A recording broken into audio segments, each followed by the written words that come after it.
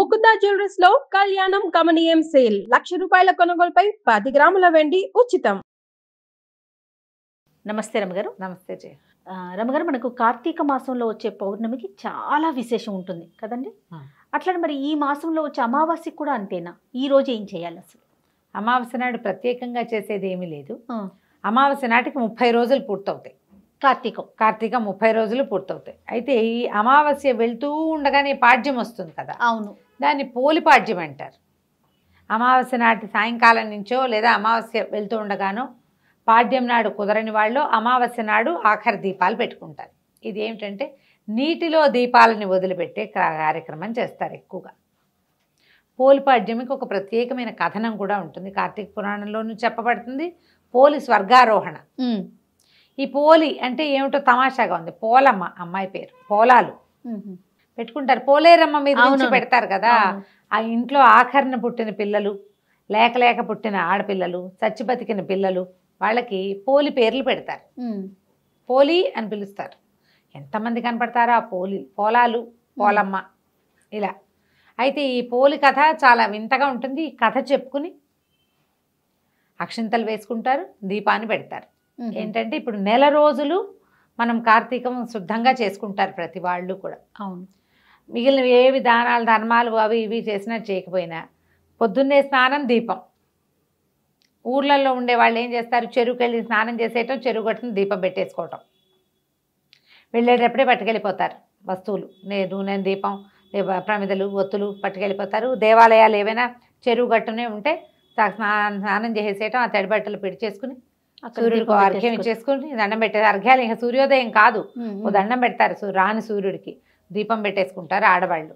మగవాళ్ళు అయితే సంధ్యావందనాది కార్యక్రమాలు చెరువు గట్టనో నదీ తీరానో అలాగే చేసుకునేవాళ్ళు.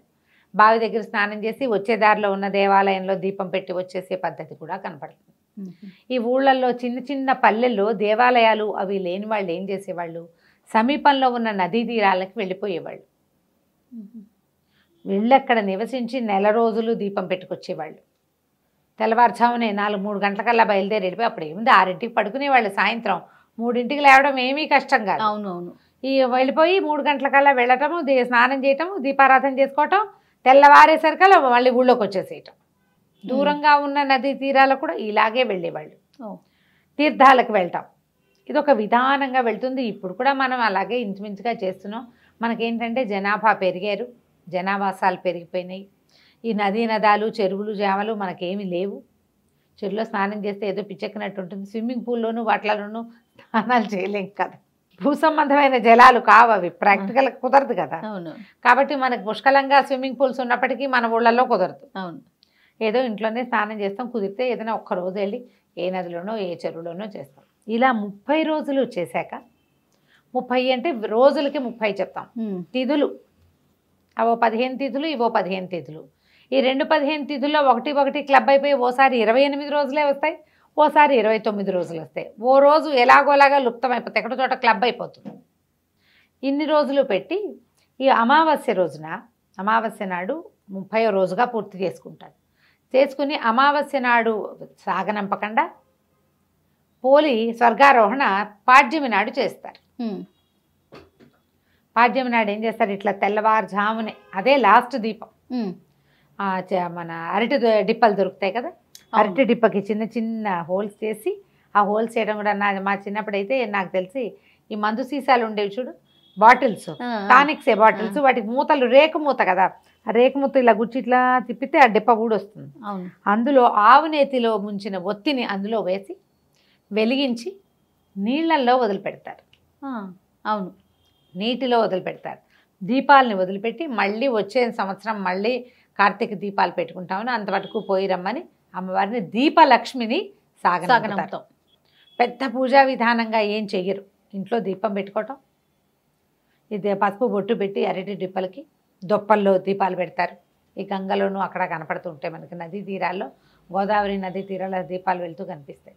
అరటి డిప్పల్లో చేస్తారు. ఇంత మన రైతు బజార్ల నిండా అరటి డిప్పలు దొరుకుతున్నాయి. ఇప్పుడు మనకి ఇక్కడ నీళ్ళు లేవుగా, ఏం చేస్తాం? అందుకని మనం ఒక టబ్బులో వదిలిపెడతాం. దాని నియమం ఏమిటి? అమావాస్యతో నాడు తెల్లవారుజామున దీపాలు కనిపించడం, వెలుగు. ఈ దీపాల వెలుగులో మన పితరులు ప్రయాణం చేస్తారు. ఇలాంటి దీపం మనం ముందు పెట్టాం. అది ఎప్పుడు నరక చతుర్దశి రోజున, అవును, సరిగ్గా నెల క్రితం కదా. అవును, దీపావళి అవును. అమావాస్యకి పెట్టామా? అవును. దీపావళి అమావాస్య తర్వాత అక్కడి నుంచి నెల రోజులు చేసాం చూడు. అలాంటివే యమదీపాలు ఇవి. ఇప్పుడు మన కార్తీకంలో 2 విశేషమైనవి చెప్తారు. జ్వాలా తోరణం ఒకటి చాలా అద్భుతమైందని చెప్తారు. తర్వాత ఇది వెళ్ళే దాన్ని చూసి దండం పెట్టుకోవటం. మనమే చేయలేకపోయాం, ఎవరో వేస్తారు, దండం పెట్టుకోండి, అది కూడా ఫలితాన్ని ఇస్తుంది. ఈ పోలిని పంపించటము, ఆ పోలిని పంపటం కాదు, జ్యోతిని పంపటం. ఈ పోలమ్మ కథ విశేషంగా చెప్తారనమాట. కథ బాగుంటుంది. పూర్వం ఒక నదీ తీరంలో ఒక రజక కుటుంబం ఉండేది, చాకలి వాళ్ళ కుటుంబం. 5 కొడుకులు వాళ్ళకి. అయితే వాళ్ళిద్దరు భార్యాభర్త బాగానే ఉండేవాళ్ళు. ఈ 5 పిల్లలకి పెళ్ళిళ్ళు చేశారు. ఆఖరి కోడలు పోలి. ఈ ఆఖరి కోడలు ఏంటంటే అది ఇంటి దగ్గర ఒక దేవాలయానికి అనుబంధంగా ఉన్న రేవులో పనిచేసేది చిన్నప్పుడు ఆ పిల్ల. అప్పుడేంది 10 ఏళ్ళకే పెళ్ళిళ్ళు చేసేవాళ్ళు కదా. ఆ దేవాలయంలో వచ్చే కృష్ణారామ అన్నిటికీ స్పందించి పూజా పునస్కారం, దానికి దీపం పెట్టుకోవటం, వేళకి మరి ఉపవాసాలు ఉండటం, గుళ్ళో దర్శనానికి వెళ్ళటము, గుడి ప్రసాద స్వీకారం మాత్రమే చేసి ఉపవాసం చేయటము, ఇలాంటి నియమాలు ఉండేవి. మంచి భక్తి కలిగిన పిల్ల. ఎప్పుడైతే ఈ భక్తి కలిగిన పిల్ల వీళ్ళ ఇంటికి వచ్చిందో వాళ్ళ అత్తగారికి వీళ్ళ ఊళ్ళో కొంచెం భక్తురాలని పేరుంది, పూజలు బాగా చేస్తుంది అని మంచి పేరుంది. గంగమ్మో ఏదో దాని పేరు. అయితే ఇంత పేరున్న అత్తగారు కోడలు వచ్చాక కోడలు భక్తి ఎక్కువైంది, అత్తగారి భక్తి తగ్గిపోయింది. కష్టంగా ఉండేది. అందుకని ఈ కోడల్ని ఏమీ పూజ చేసుకొని ఇచ్చేది కాదు, విపరీతంగా పనులు చెప్పేది. తను గుళ్ళోకి వెళ్తూ పెద్ద కోడళ్ళని 4 వెంటేసుకెళ్ళేది, కానీ చిన్నపిల్లని రానిచ్చేది కాదు. ఇంట్లో దానికి ఏదైనా కృష్ణారామ అనుకోవడానికి వీలు లేకుండా ఏది చేయనిచ్చేదే కాదు.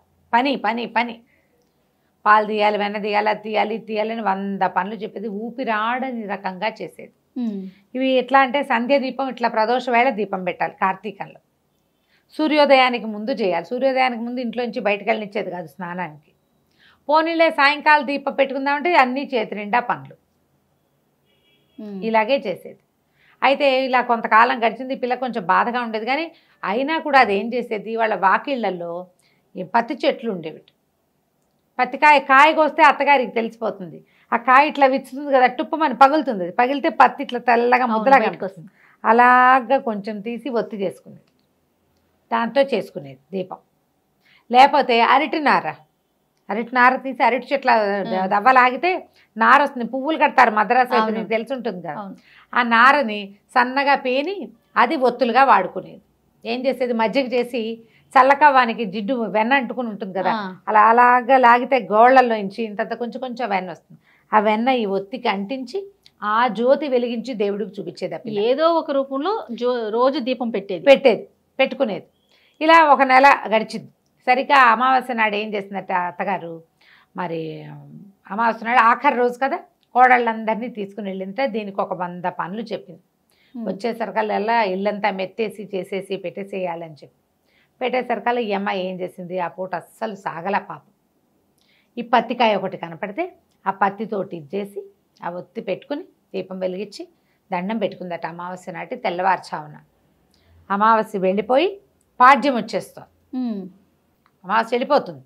ఈ దీపం పెట్టేసరికల్లా ఏమైంది, అప్పుడు దండం పెట్టుకుంది. ఏంటంటే, నేను ఈ 1 రోజులు ఎలాగోలాగా పెట్టాను, ఈ ఆఖరి జ్యోతిని నీళ్ళల్లో వదిలే అవకాశం లేకుండా అయిపోయింది నాకు. అమావాస్య నాడు వదిలిపెట్టేది, వదిలిపెడతారని పోయారు వాళ్ళంతా. నీళ్ళల్లో వదిలేందుకు నాకు అవకాశం లేకపోయింది, అందుకని బాణలో వదిలిపెడతానని నీళ్ల బాణలో ఆ దీపాన్ని పెట్టిందట. అయితే సరిగ్గా ఏమైంది, అప్పుడు కార్తీక దామోదరుడు ఆయన పైనుంచి చూస్తున్నాడు నిలబడి. చూసి అబ్బో ఎన్నో దీపాలున్నాయి, మొత్తం దేశం కింద భూమి నిండా దీపాలు, జ్వాలా తోరణాలు కనపడుతున్నాయి, దీపాలన్నీ నడుస్తున్న దీపాలన్నిటినీ చూస్తున్నాడు. చూస్తుంటే ఒక చోట ఇట్లా గుండ్రంగా తిరుగుతోందట దీపం. బాణలో ఉంది కదా. ఆయన ఈ దీపం ఏమిటని ఆసక్తిగా చూస్తే ఈ అమిత భక్తి కలిగిన ఈ చాకలి వాళ్ళ చిన్నపిల్ల, ఒక 20-18 ఏళ్ల పిల్ల కనపడింది. ఆయనకి ఈ పిల్ల నచ్చి తన పార్షదులను పిలిచి సశరీరంగా ఈ అమ్మాయిని తీసుకురమ్మన్నాడు. ఈ లోపల ఏమైంది, తెల్లారిపోయింది. పాడ్యం తెల్లారితే ఇంకేముంది, వచ్చేస్తారు కదా వీళ్ళు. అత్తగారు తోడుకోడళ్ళు అందరూ బయలుదేరారు ఇంటికి. వస్తుంటే పైనుంచి ఒక విమానం దిగుతూ కనపడిందట, రెక్కలున్నది. చూశారు. అమ్మో ఇంకేముంది, వాళ్ళ అత్తగారు బోళ్ళంత భక్తురాలు గంగమ్మ ఇన్ని రోజులు కోడళ్ళని వెంటేసుకుని 1 నెల రోజులు దీపం పెట్టింది, 1 నెల రోజులు కార్తీక స్నానం చేసింది, దానికోసమే వస్తుందంటే వీళ్ళ పక్క నుంచి ఆ విమానం ఎగురుకుంటూ పోయి పోలి వాళ్ళ ఇంటి దగ్గర ఆగింది. దిగి వచ్చినటువంటి విష్ణు పార్షదులు అమ్మాయిని రామ్మ నీకు విష్ణు సాయుధ్యం లభించిందని దాన్ని ఎక్కించుకున్నారు. ఎక్కించుకుంటే ఏమైంది, అది పైకి లేచేసరికల్లా అత్తగారు కోడళ్ళు అందరూ పరిగెత్తుకొచ్చారు. దీనికి స్వర్గం వచ్చేస్తోంది మనకు రావట్లేదని అయితే కాళ్ళు వేళ్లాడేసుకుని ఒక కొసకి కూర్చుని ఉన్న ఈ పోలి కాళ్ళు పట్టేసుకుంది అత్తగారు. ఆ అమ్మాయికి దేవుడు ఏవో కథలు తెలుసు కానీ ఈ స్వర్గాలు ఆరోహణలు తర్వాత విమానాలు వాటిలో కూర్చోటాలు దానికి ఏం తెలుసు. అందరు పెద్ద మగవాళ్ళు ఉన్నారని సిగ్గుపడి ఒక కొస కూర్చుని కాళ్ళు వేళ్లాడేసుకుని స్తంభం పక్కన కూర్చుంది. ఆ వేళ్లాడేసుకున్న కాళ్ళని పట్టేసుకుంది అత్తగారు.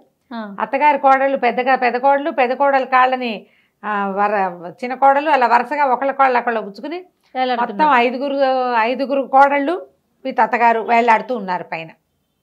విమానం వెళ్ళిపోతుంది. ఇంతలో ఈ విష్ణు పార్షదుల లోపల కూర్చున్న వాళ్ళు చూశారు, ఎవరో వచ్చేస్తున్నారు, వీళ్ళంతా సశరీరంగా తమతో పాటు స్వర్గారోహణ చేస్తున్నారని.